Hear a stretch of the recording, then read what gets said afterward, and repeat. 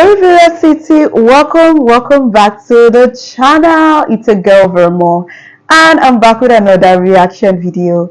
Yeah, guys, it's almost the end of the month, and yeah, last week was my birthday. Thank you guys for wishing me a happy birthday, and honestly, I really want to thank you guys for your love and support. Like, you guys have been so supportive, and I really appreciate that.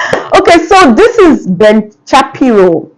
I've been reacting to a lot of Ben Shapiro videos. If you haven't seen any of my reactions to his videos, click the link above. I have a whole playlist on Ben. And this is Ben Shapiro explains basic biology to a college student. Basic biology. Okay.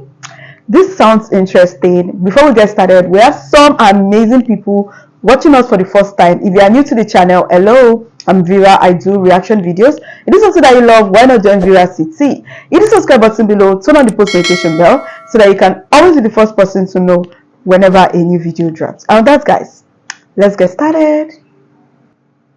Hey Ben, I've been waiting for a long time.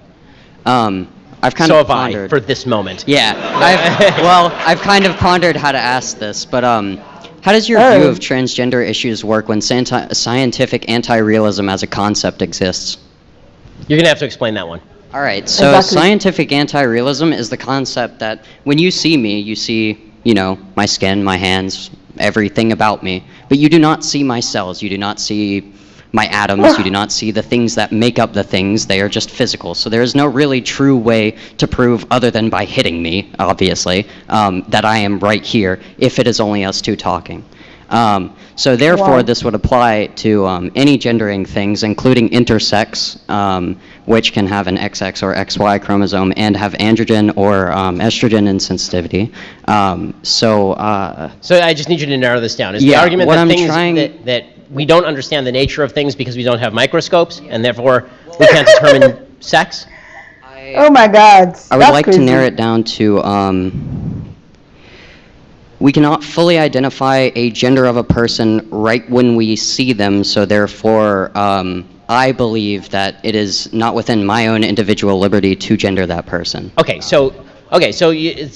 my problem with that particular argument. The answer is that in 99.8%, 99.9% of cases, you absolutely can gender somebody based on looking at them. Like, really. If you're going to use intersex people as an example of not being able to do that, this does not obviate the biological duality of sex upon which all progeneration is based for all of human history and for all mammalian species. So intersex people do not invalidate the concept of sex as a generality. Intersex people are people who have a biological anomaly. And by the way, in most cases of intersex, those people still manifest as either a male or a female.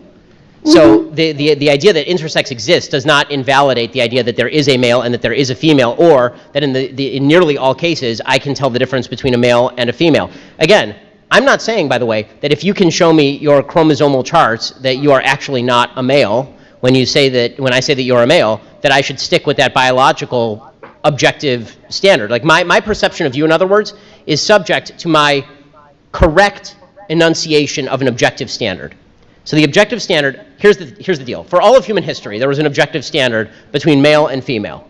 It was, for nearly all of human history, out of partial ignorance and partially because this is usually true, it was out of simply looking at people's genitals and assessing them based on their outward appearance, right? Which is still true for nearly all human beings on planet Earth at all times. Okay. What was that? You can't really describe someone without secondary sex characteristics and gender them into something. Well, I mean, you can based on primary sex characteristics if you can see their genitals. Doctors do this literally at birth all the time, right? So this is but your point is correct. If somebody was male dressed as a female and I misgendered them and then they said, "Oh, look, I'm male," zip, right? Then I would say correct, and then correct. I would say for all of human history, you're a male. Now the standard is chromosomal, right? It's the SRNY gene and all of this. There is some objective standard, in other words, by which we can determine sex. The problem I have with the transgender argument is that people are arguing that there is no objective standard, that no objective standard exists by which I can determine sex. And in fact, sex is completely subjective. I can determine my own gender based on no biology and, in fact, in abeyance of biology. I can have every single biological characteristic of a male, and if I say I am female, then I am female. This is anti-scientific nonsense. Yes, Caitlyn Jenner had every biological characteristic of a male. There's no evidence whatsoever that Caitlyn Jenner was a female, because Caitlyn Jenner was an Olympic athlete as a male, with all of the chromosomes and all of the junk and all of it. Right? That is it. That is a biological male. And then we are supposed to believe that Caitlyn Jenner is a female. Listen, I'm happy to call Caitlyn Jenner Caitlyn, because people can legally change their name. If I were out to dinner with Caitlyn Jenner, I wouldn't go out of my way to say Caitlyn Jenner is a he, because why would I want to have a bad dinner with somebody? But if I'm speaking in public with folks, and I'm talking about the presence of sex, there's not a biologist worth their salt on planet Earth who would say that sex does not exist. So if sex exists, then what are the characteristics of sex? And the problem with biological anti-realism or scientific anti-realism, as you're suggesting, is that there is no actual standard of sex, that it's completely malleable. It's okay. We can, sorry, do you have a quick response? I don't want to cut you off. I'm not saying that sex is malleable. I'm saying there is male and female biologically. That is true, yes. Right. But I'm saying that gender is a spectrum. I'm saying that there is at least male, female, and non-binary because of this strange... Oh, and God. what I'm saying is that there's a word game that goes on when people discuss gender. Because if we are talking about certain characteristics to which we attribute to masculine or feminine, if you want to say that there's a genetic male with feminine characteristics, we're fine. That's a male with feminine characteristics. Fine. That's fine. I mean, okay. So, you're a man with feminine characteristics. That's cool. Who cares? Okay, but that doesn't make you a woman. In other words, if you're going, what we are now doing is we're playing a semantic game where we say a male with feminine characteristics is a woman. That's nonsense. Or a woman with male characteristics, masculine characteristics, is a man. That's nonsense too.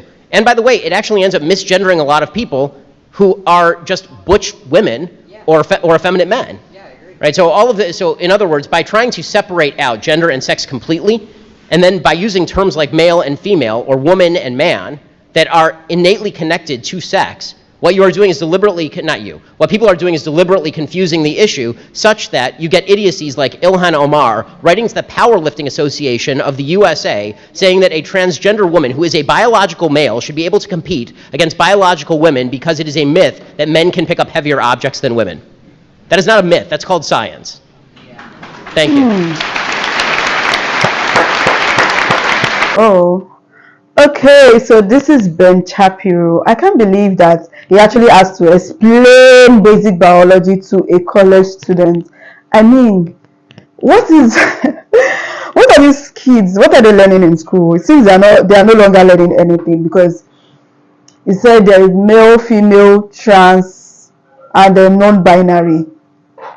It just doesn't make any sense, you know. Like, do we have to go about wearing microscope? It was like, his argument was baseless and pointless. The thing is this, you can call yourself whatever you want. You can call yourself a trans, you can call yourself whatever, but do not force everyone.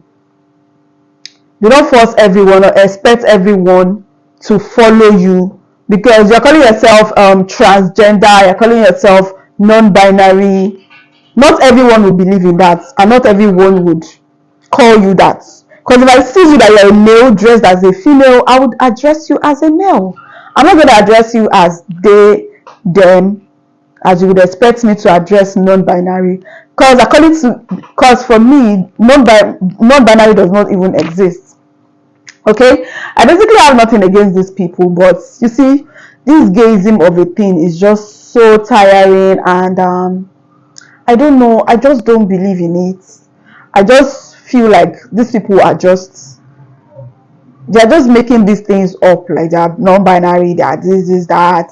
They go and do surgery to change themselves. It is tiring. The way Ben actually answered this kid, he didn't talk down on him, he didn't embarrass him, you know. He took his time to explain to the boy, which I feel is in a very matured way, which is really cool. And you know, even the man holding the mic, he was like, okay, enough. He didn't even want to give me the mic, but Ben was like, no, let him speak. I love that. Like, it's not like an argument that, hey, I must win, but he wants to actually educate the boy, which he did. And I hope the boy has actually learned. Still is something that we learned in kindergarten. Like, male, female, like, it is just there. So it is crazy seeing an adult ask such a question, like how do you differentiate a male? Oh gosh, like it is crazy. I don't know, am I the only one that feel this way? What do you guys think about this video? Drop a comment down below. If you enjoyed this video, please give it a huge thumbs up and please share this video. And if you're new to this channel, join VRCT. Hit the subscribe button below, turn on the post notification bell so that you can always be the first person to know whenever a new video drops. And with that, guys, I'll see you in my next one. Love you, bye.